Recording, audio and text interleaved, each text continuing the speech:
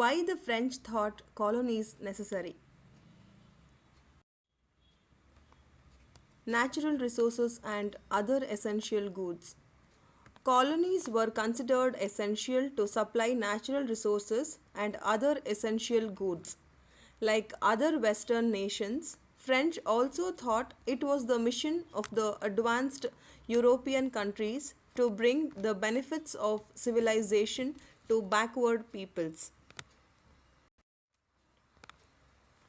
The French began by building canals and draining lands in the Mekong Delta to increase cultivation. The vast system of irrigation works, canals, and earthworks, built mainly with forced labor, increased rice production and allowed the export of rice to the international market. The area under rice cultivation went up from 274,000 hectares in 1873 to 1.1 million hectares in the year 1900 and 2.2 million hectares in 1930. Vietnam exported two-thirds of its rice production and by the year 1931 had become the third largest exporter of rice in the world. Trans-Indo-China Rail Network. This was followed by infrastructure projects to help transport goods for trade, move military garrisons and control the entire region. Construction of a trans-Indo-China rail network that would link the northern and southern parts of Vietnam and China was begun. This final link with Yunnan in China was completed by the year 1910.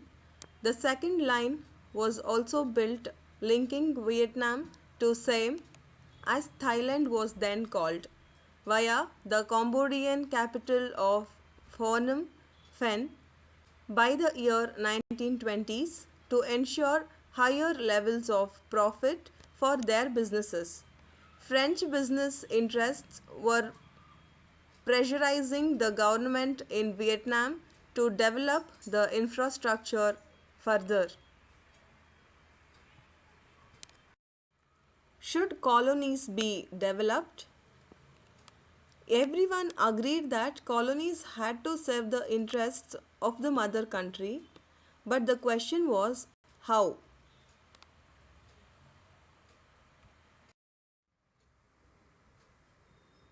Some, like Paul Bernard, an influential writer and policy maker, strongly believed that the economy of the colonies needed to be developed. He argued that the purpose of acquiring colonies was to make profits. If the economy was developed and the standard of living of the people improved, they would buy more goods, the market would consequently expand, leading to better profits for French business.